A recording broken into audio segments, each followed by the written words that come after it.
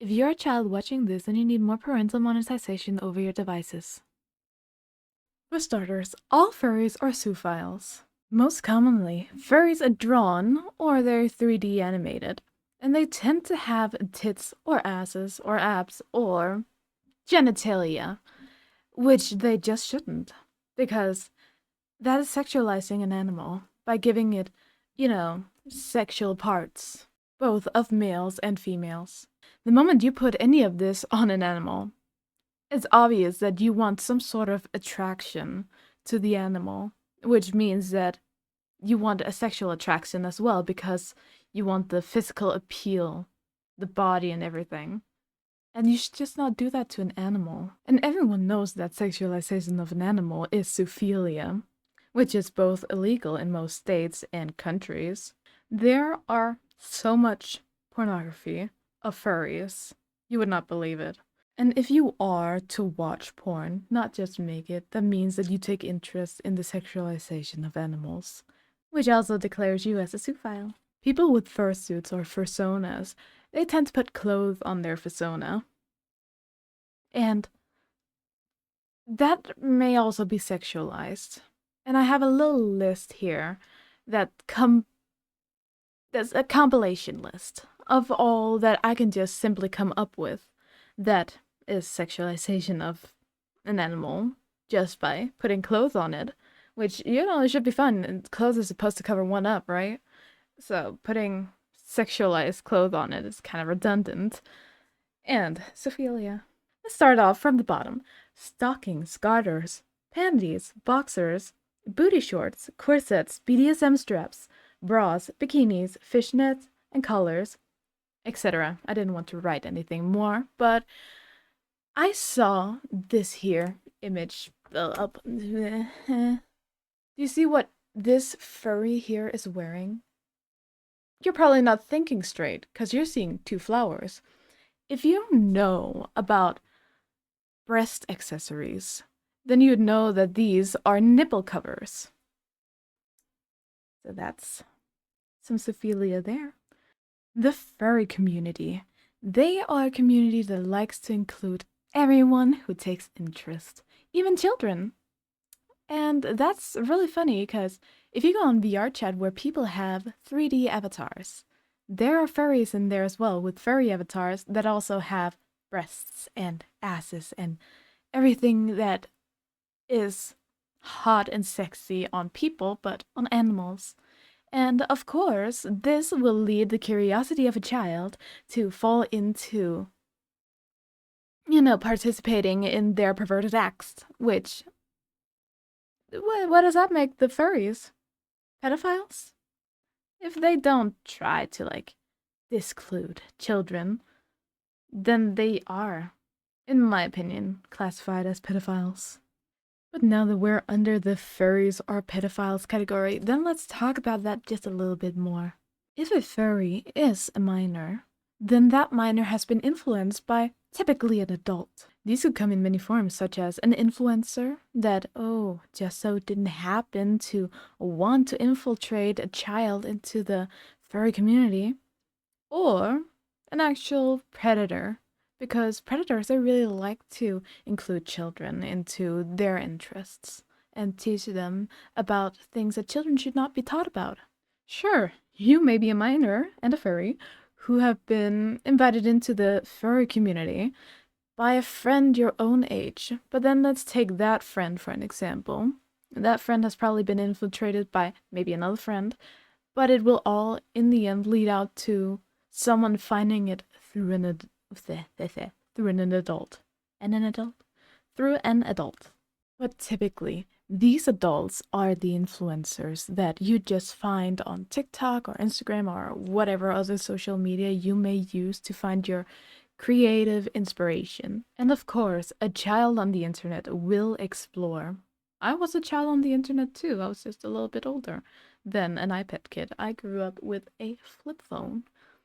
And I remember when Undertale came out, which is something that I declared in my last video as well, that adults, the very good artists who liked Undertale, they sexualized Sans and Papyrus and all the AUs that you should just not sexualize in a public forum. Speaking of forums, I'm talking about that now. We all know that children, they do not care about the rules that are for social media. That you cannot be on social media if you're under 13. Simple as that. But they don't care about that. And that's why when a little child comes across a page that shows cute animal characters, then they find interest in it and they look into it. And then they find themselves in a rabbit hole, no pun intended, because of the animals. And they will find themselves exploring deeper and deeper until they come to that sexualized side of being a furry, which is something that you can come across very easily. I just personally don't like to see animals that are sexualized on my page. If you, as a furry artist, post sexualized animals on a public forum, that means that you are openly showing everyone pornography. If a child sees that and you don't care, that means you're a pedophile. Just say lightly. So let me make a quick sum up of what I've been talking about so far. If you are a furry, you are potentially a pedophile. You expose children to sexualized content because of the rabbit hole the children can fall into by watching the cute animal characters that you draw or create or post about. And I feel like that's kind of a really good reason for why not to be a furry. Sure, you have your fursuit that you put sexualized clothing on, and that leads to believe that you like to sexualize animals. And that means that you're a zoophile. There are pornography of furries, which, if you like that, you are a zoophile. Simple as that. And I have a little list right here that is to say, how can you prevent all of this? As a parent, you should monitor your children way better. If anything, if they're children, give them a flip phone until they turn 13. Because, like, they can't fall into the sexualized universe of the internet if they have a flip phone. Just give them, like, this simple snake game and let them be jealous at all the other children who has parents that doesn't care about their online safety. But just give your child a flip phone. I had a flip phone. It was okay. That will also lead them into maybe playing outside. Like, I don't know, maybe. Maybe it's wrong to let your child go outside since, like, the millennials who are so smart, they give their children an iPad to play on and watch whatever they're watching. I was raised differently. I was outside catching frogs at their age.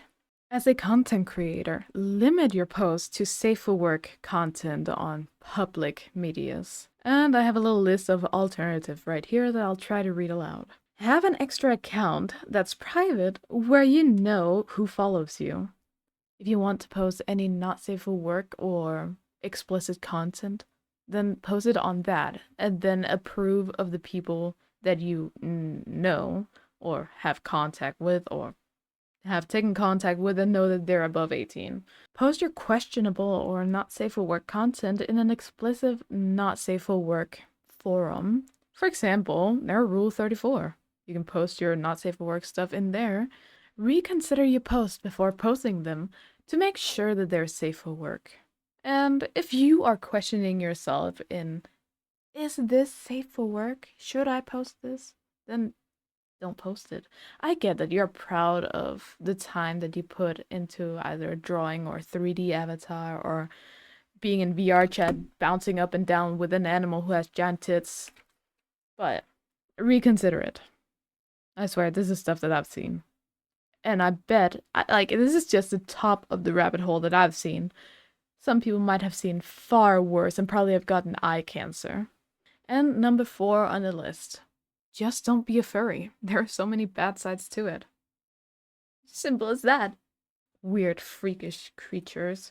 And anyone who tries to say that, yeah, but there's actually good sides to being a furry. Yeah, it's only bad apples that are some of the furries. No, they're not. They're all bad. They're all disgusting. And if you're trying to defend it, you can hit me up. Sure, try and defend it. And I will disprove it. I have done that many times, surprisingly. As my chronically online state of being on Discord is so often, whatever, you can hit me up on this email right here. It's my public email. There's nothing important on it. It's for my internet stuff. And you can just, whatchamacallit, say that you want an interview, and I'll interview you. And we'll have a civilized conversation. Here are other rules. I have not come up with them yet, so just imagine that I read them aloud for you. And then we'll have an interview. Yeah, that'll be nice. Anyways, thank you all for watching, and I maybe make a part 2 of this. I'm not a professional YouTuber. I'm not trying to be a professional YouTuber. I just want to post whatever I want with people's safety in mind, or innocent people's safety in mind. And now that I'm done making this video, I'll make a factory reset on all my devices to clear out all the pest that is on it.